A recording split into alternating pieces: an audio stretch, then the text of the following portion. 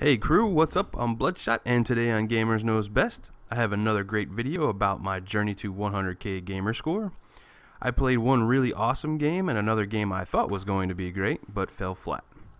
So let's get into the video. First off, we had a great show on the Shop podcast on Saturday. If you missed it, why don't you go ahead and check it out.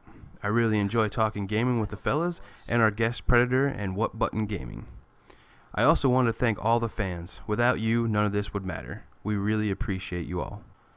Alright, let's get into what I wanted to talk about today. Games. So if you caught the podcast, you probably have an idea of what I played this week. The first game I knocked out was Oxen. Now this game I had a lot of hype behind it and I was excited to play it. But from the moment I purchased it, everything started to go downhill from there. Okay, so let me explain why. First off, this game is $20, and to me that's a really steep price point for the indie title. This game, after playing through, it would have been a much better price point at $10. The value is just not there to justify a $20 price tag. The premise behind the game, it's a supernatural thriller where a bunch of teenage friends head to an island where they plan to have a good time and get totally wasted. This is quickly interrupted by ghostly possessions and creepy sounds heard from the radio. You play a young female Alex joined by her stepbrother Jonas to wander around and discover the haunting secrets of the island to save your friends. Now this sounds awesome, and it is, for about 2/3 of the game. The last third was a complete letdown. They build up this tension, you genuinely care about the characters, and nothing. It was so anticlimactic. Now I don't want to ruin it for anyone who hasn't played the game, so no spoilers. The art was very beautiful and colorful. Characters are great. The voice acting is some of the best I've heard in any game. So there are some good things to be had here. It's not all bad, but I really think you should wait for the sale before going ahead and picking this one up. The next game I played was Sunset Overdrive, and I have to be honest, I tried it a while back for like 30 minutes, and I just couldn't get into it. So I wanted to give it another shot, and wow, I'm so glad I did.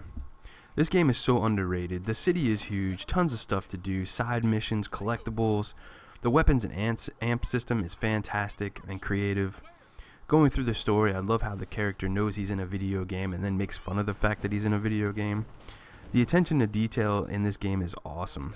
I love when you die, your respawn animations are spoofs of movies and other things. My favorite was the Back to the Future spoof. That was so good. The graphics and sound are great. The character customization had enough variety, but not so much it was overwhelming. The more I played Sunset Overdrive, the more I liked it. Insomniac really makes quality games. If you haven't played Sunset Overdrive, you should totally give it a shot. Alright, let's get down to business. Did I make this week's goals?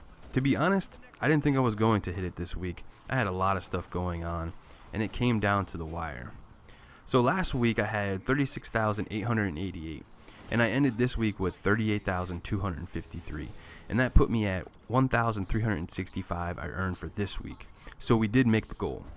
We are still on track to hit the 100k this year.